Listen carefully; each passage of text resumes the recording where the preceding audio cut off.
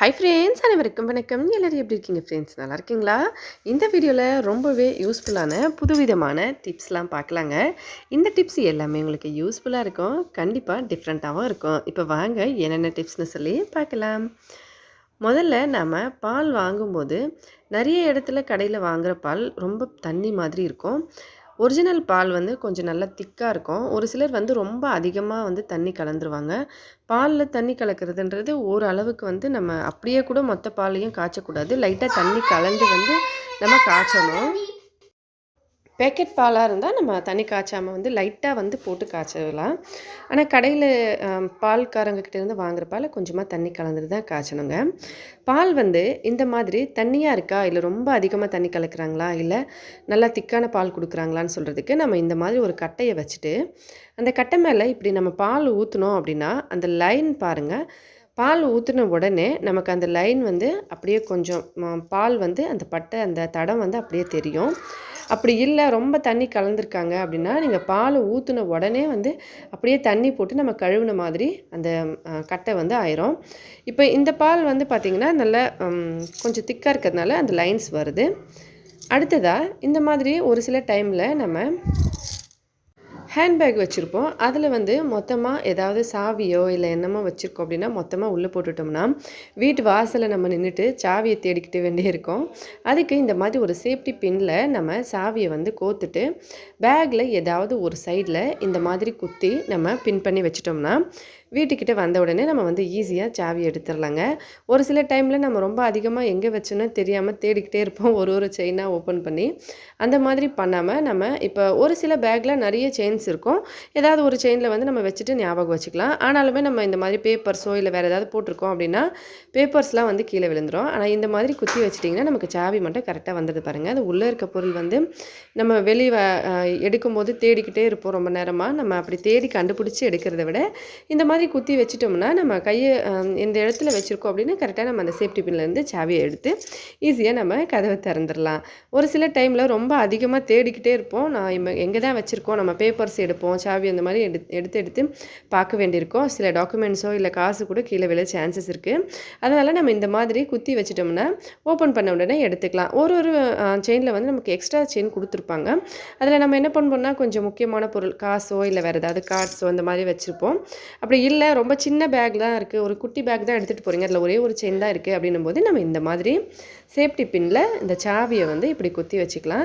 வீட்டு சாவியும் சரி இல்லை முக்கியமான எந்த சாவியாக இருந்தாலும் நம்ம இந்த மாதிரி குத்தி வச்சுக்கிட்டோம்னா ஈஸியாக வந்து நம்ம அதை எடுத்துக்கலாம். இது கண்டிப்பாக யூஸ்ஃபுல்லாக இருக்கும்னு நினைக்கிறேங்க. ஏன்னா நான் ரொம்ப அதிகமான டைமில் பேக்கில் வந்து சாவி தேடிக்கிட்டே தான் இருப்பேன். அதே போல் நீங்கள் இந்த மாதிரி குத்தி வச்சுக்கிட்டிங்கன்னா கண்டிப்பாக இது யூஸ்ஃபுல்லாக இருக்கும். எங்கேயாவது ஒரு இடத்துல வெளியில் போயிட்டு வரும்போதோ பைக் சாவியோ இல்லை கார் சாவியோ இருந்தாலும் சரி, நம்ம அப்படியே எந்த சாவியாக இருந்தாலும் நம்ம வச்சுட்டு தேடிக்கிட்டே இருப்போம். அந்த டைமில் வந்து நம்ம தேட முடியாது. இந்த மாதிரி பண்ணிங்கன்னா கண்டிப்பாக யூஸ்ஃபுல்லாக இருக்குங்க. இப்போ அடுத்த டிப்ஸ் பார்க்கலாம். அடுத்த டிப்ஸ் என்னென்னா, நம்ம மிக்ஸி ஜாரில் ரொம்ப அதிகமாக வந்து யூஸ் பண்ணி வச்சுருப்போம். ஆனால் அந்த ஷார்ப்னஸ் வந்து கொஞ்சம் கொஞ்சமாக குறைஞ்சி போயிடும். அது குறையாமல் இருக்கிறதுக்கு, ஷார்ப்னஸ் குறைஞ்ச உடனே நம்ம மறுபடியும் ஏற்றுறதுக்கு இந்த மாதிரி எலுமிச்சை பழம் புழிஞ்சிட்டு அந்த தோலை வந்து நம்ம தூக்கி போடாமல் அதை வந்து அப்படியே மிக்ஸி ஜாரில் போட்டு அதோட கூட ஒரு 2 ஸ்பூன் உப்பு சேர்த்துட்டு நல்லா வந்து நம்ம அரைச்சி எடுத்துட்டோம் அப்படின்னா, நல்லா அரைச்சிட்டு வாஷ் பண்ணி அப்புறமா காய வச்சிட்டோம் அப்படின்னா பார்த்திங்கன்னா ஷார்ப்னஸ் நல்லா வந்துடும். ஒரு சிலர் வந்து முட்டை தோல் வந்து யூஸ் பண்ணுவாங்க. ஆனால் நான்வெஜ் சாப்பிடாதவங்களுக்கு அது செட் ஆகாது. அதுவும் இல்லாமல் எல்லா இடத்துலையும் கவிச்சு பட்ட மாதிரி ஒரு மாதிரியாக இருக்கும். அதனால் நீங்கள் இந்த மாதிரி பண்ணலாம். எலுமிச்சை பழம் இந்த தோல் தான், நம்ம தூக்கி போடுற தோலை இந்த மாதிரி நம்ம யூஸ் பண்ணிக்கலாம். மற்றபடி அந்த எலுமிச்சை பழத்தை நல்லா புழிஞ்சிட்டு நம்ம லெமன் ரைஸோ இல்லை வேறு ஏதாவது சைட் டிஷ்ஷோ செஞ்சுட்டோம் அப்படின்னும் போது அந்த தோல் வந்து நீங்கள் போட்டுட்டு இதில் செய்யலாம். இல்லை வேஸ்ட்டாக போகிற எலுமிச்சை பழமாக இருந்தாலுமே நீங்கள் அப்படியே வந்து கட் பண்ணி இதுக்குள்ளே போட்டு உப்பு போட்டு நல்லா வாஷ் பண்ணி எடுத்துடலாம். அதுக்கடுத்து பார்த்தோம்னா ரொம்ப யூஸ்ஃபுல்லாக இருக்க டிப்ஸுங்க. இந்த மாதிரி ஃபோக்லாம் நம்ம வீட்டில் இப்போல்லாம் எல்லார் வீட்லேயுமே வச்சுருப்போம். குழந்தைங்க மேகி சாப்பிடுவாங்க அப்படின்னு சொல்லிட்டு இந்த மாதிரி கரண்டியில் பச்சை மிளகாவோட அந்த மேல் காம்பை வந்து கிள்ளிட்டு பச்சை மிளகாவை இந்த மாதிரி இதில் குத்திட்டு அதுக்கப்புறமா கையில் பிடிச்சிட்டு நம்ம கட் பண்ணோம்னா ஈஸியாக வந்து கட் பண்ணிடலாம். ஏன்னா பச்சை மிளகாய் கட் பண்ணும்போது கையில் பட்டுச்சுன்னா போதும், நம்ம கை எங்கே முகத்தில் பட்டாலும் சரி, கையில் வேறு எந்த பகுதியில் பட்டாலுமே ரொம்ப எரிச்சலாயிடும். இதை வந்து கண்டிப்பாக ரொம்ப பேருக்கு யூஸ்ஃபுல்லாக இருக்கும். ஏன்னா நம்ம வெரைட்டி ரைஸ் செய்யும் போதும் சரி, இல்லை நிறைய விதமான டிஷ் செய்யும் போது கண்டிப்பாக வந்து பச்சை மிளகாவை குட்டி குட்டியாக கட் பண்ணணும் அப்படின்னு தான் நினைப்போம். அப்போ வந்து கையில் ஒன்றா பிடிச்சி கட் பண்ணும்போது கையில் பட்டாலுமே அவ்வளோதான். எந்த இடத்துல நமக்கு ஞாபகம் இல்லாமல் ஜஸ்ட்டு தலை மேலே கை வச்சாலும் முடி கொதி விட்டாலும் சரி, இல்லை ஏதாவது ஒரு பொருள் எடுக்கணும்னு கைப்பட்டாலும் சரி, அவ்வளோதான். அந்த காரம் வந்து இருந்துக்கிட்டே இருக்கும். நம்ம கழுவுனாலுமே அது ரொம்ப அதிகமாக இருக்கும். ஒரு வேளை உங்களுக்கு அந்த மாதிரி எப்போயாவது நடந்திருந்தா உடனே கொஞ்சம் தேங்காய் எண்ணெய் போட்டுடுங்க. உடனே சரியாக போயிடும். கட் பண்ணுறதுக்கு இந்த மாதிரி நீங்கள் பண்ணலாம். அதுக்கடுத்து நெயில் கட்டர் இப்போல்லாம் ரொம்ப அதிகமான பேர் வந்து பிளேட்லாம் யூஸ் பண்ணுறதே இல்லை. நெயில் கட்டர் தான் யூஸ் பண்ணுவாங்க. நெயில் கட்டர் நம்ம வாங்கி யூஸ் பண்ணிவிட்டு அப்புறமா ஷார்ப்னஸ் போயிடுச்சு அப்படின்னும்போது நம்ம மறுபடியும் அதை ஷார்ப்னஸ் பண்ணுறதுக்காக இந்த மாதிரி பண்ணலாம். பொதுவாகவே நம்ம பிளேடு வச்சு கட் பண்ணுறதும் ஒரு சிலருக்கு செட் ஆகாது. நெயில் கட்டரில் நம்ம குழந்தைங்களுக்கும் சரி ஈஸியாக கட் பண்ணலாம். ஆனால் கொஞ்ச நாள்லேயே அந்த ஷார்ப்னஸ் போயிடும். அப்போ வந்து இந்த மாதிரி நம்ம வேஸ்ட்டாக வேண்டான்னு தூக்கி போடுற மெடிசன் பேக்கெட்லாம் அந்த மாதிரி வருது இல்லைங்களா, இதில் வந்து நம்ம இந்த மாதிரி கட் பண்ணி விட்டோம்னா கொஞ்சம் நேரம் ஒரு 4-5 இடத்துல கட் பண்ணிங்க அப்படின்னா இது வந்து நல்லா ஷார்ப்பாகிடும். அதுக்கப்புறம் நம்ம மறுபடியும் யூஸ் பண்ணிக்கலாம். இதில் வந்து ஷார்ப்னஸ் இல்லை அப்படின்னு சொல்லிட்டு மறுபடியும் ஒன்று வாங்க வேண்டியிருக்காது.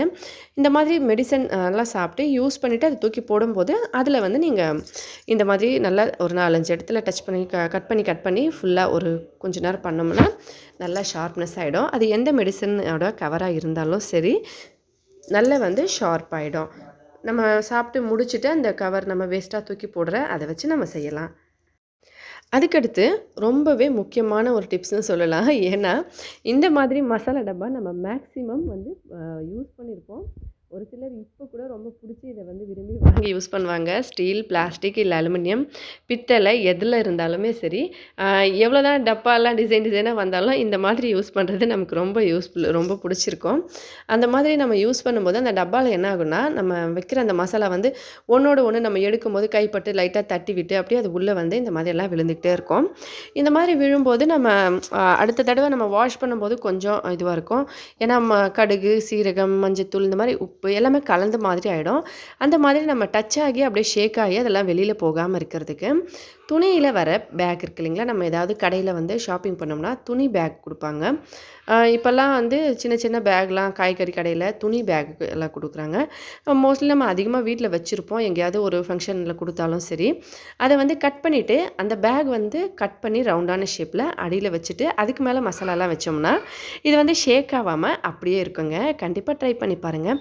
இன்றைக்கி சொல்ல எல்லா டிப்ஸ்லேயும் உங்களுக்கு எந்த டிப்ஸ் பிடிச்சிருந்தனோ மறக்காமல் கமெண்ட்ஸில் சொல்லுங்கள். இதே போல் இன்னும் பல டிஃப்ரெண்ட்டான புதுவிதமான வீடியோஸ்லாம் பார்க்குறதுக்கு நம்ம சேனலை சப்ஸ்கிரைப் பண்ணிக்கோங்க. ஹெல்த்தியாக சாப்பிட்டு சந்தோஷமாகவும் சேஃபாகவும் பத்திரமாகவும் இருங்க ஃப்ரெண்ட்ஸ். இதே மாதிரி இன்னும் நிறைய வீடியோஸ்லாம் பார்க்க நம்ம சேனலை மறக்காமல் சப்ஸ்கிரைப் பண்ணி சப்போர்ட் பண்ணுங்கள். நன்றி, வணக்கம்.